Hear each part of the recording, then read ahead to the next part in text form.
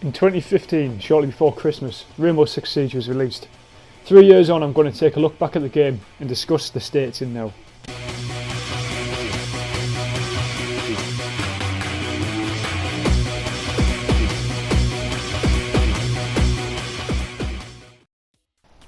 Rainbow Six Siege is a game I've loved. I've put nearly 800 hours into PvP alone, and I've played nearly 50 hours of PvE. Now, the game's changed drastically from what it used to be 3 years ago in 2015, and I'm going to cover that in the video on why I think, how it's changed for better or worse for some. But I'm firstly going to look at what it was like in 2015, why I thought it was more of a first-person tactical shooter and not this sort of arcade thing that it's become. I bought the game back in 2015 when it was full price, and not many people actually bought the game. It wasn't very well advertised, the beta was awful, and in fact it had a lot of bad reviews on YouTube and stuff, so I was very wary about the game. But I was, I've always been a fan of first person shooters. I thought, I'm going to give it a look, and it was one of the best decisions I ever made at the time, because the game was fantastic.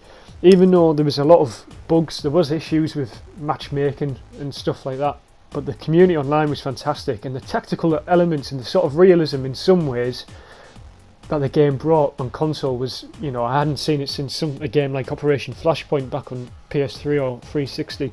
So, it was a change from what we've been seeing with, your Call of Duty games and things like that. There's no doubt about it, this game brought a new element of tactical realism to console. And things such as the hit detection and in-game audio, there were next level stuff. They were absolutely fantastic at the time. And it was great that everyone was, in-game chat. There was people from all over the world ready to assault this building and, kill the guys inside, plant the bomb or whatever. It was just strange. There was no community like that on PS4 in any game that I had played before. And that's what was special about this game. It's interesting to note that this small community, there was only 45,000 of us playing the game in the first year, and this statistic chart from Reddit I got it from shows how how it's gone from 45,000 people playing in the first year to September 2017. You were seeing rises up to 100,000 players, and I can sort of pinpoint where this influx of players would come from, because Siege was giving away these free weekends for people to play. And these free weekends, allowed people to have an escape from a game such as Call of Duty, first-person shooter. In my opinion, it's dead. It is dead now, and it's dying. People want something new, and this game sort of brought the edge to it. It was, it's like one big search and destroy, if you like. Ubisoft, as you can imagine, loved the new influx of players and decided that esports would be this new major thing in Siege. They tried to push esports for Siege, and I remember they tried to in the first year. I don't think it worked. As far as I can remember, the second year got more popular, and that was it. The game kicked right off, 100,000 players on, and from that, little elements of the game started changing, and you could see, changes that you start to think, oh, is this tactical anymore? You had drop shotting implemented in, there was spawn killing, there was guys running outside, and the game slowly started corroding on itself, and it still is now. And the developers are on about, doing something about spawn killing, but I don't think you can. I think the way they've implemented it in, they've sort of wanted things like this to happen. Drop shotting could have been avoided, but they did implement it in. In 2015, you could not drop shot at all. You could hold circle all day long. It wouldn't have gone all the way down as quick as it does now. And it is disappointing, because it leaves people like myself and some of the guys I play with. We've been playing since week one, and that tactical element that we loved, and that we spent so many hours, 800 hours nearly playing the game for, is sort of almost all gone. So yeah, it is extremely disappointing, and truthfully I can't see how Siege can come back from that. And I think it is what it is now. They've got this huge player base. It's like the new Call of Duty on console, Siege. I mean, don't get me wrong, COD's still popular, but I think people like the intensity of this game.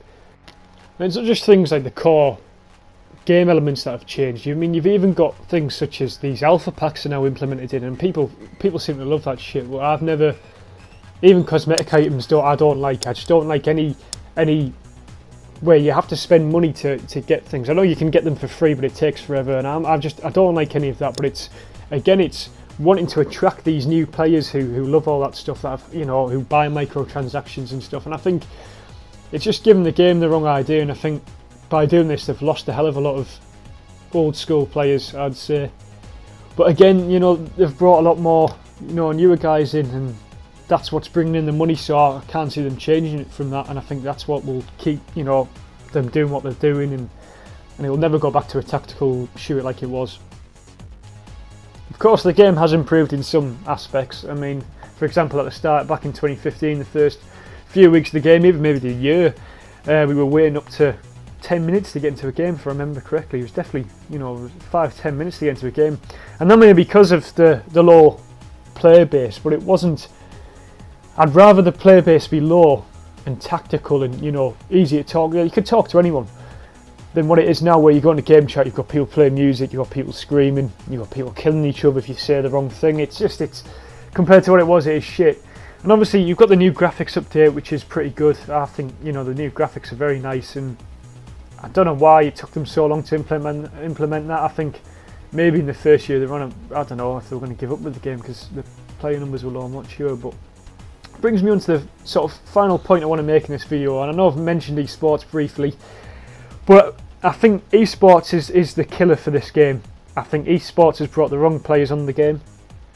I think it's obviously what it has done for Ubisoft is it's brought huge amounts of money in, which is what they were hoping for.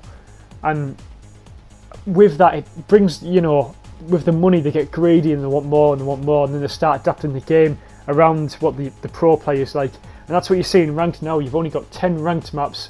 They haven't even got every map in ranked, which is, in my opinion, still shit. And they say it's to balance, you know, they only put balanced maps in ranked, but you know, I think that's sort of shite. There's some maps in ranked that aren't balanced at all, and I think it's just excuses. I mean, I think you get half the people on this game now. If you switch bomb on and you're playing bomb, everyone seems to play like the fucking pro league players, and it's, you know, it's shite, and it's not what the game should be. But if it's bringing Ubisoft money, they're going to continue to adapt the game around the pro league players, which they have and will and continue to. And that's, for me, the ultimate killer of this game, as in for the tactical realism element. That's the ultimate killer, and I think that's what me and the guys I play with, and maybe a lot of people online have got a bit fucked off with, that they've changed the game to adapt to them. But, you know, for all my complaining, people love this game. People still play it, still, you know, growing ever bigger, and they're still bringing out new operators and maps and stuff. So I would be interested to see what people think in the comments. You know, if they agree, disagree, it's up to you. But, you know, there is other games coming out. We've got Insurgency Sandstorm coming soon. Hopefully that, you know, I can move on to that game and start playing a bit more tactically on there. If you enjoyed this video, you know, appreciate a like or subscribe. You can.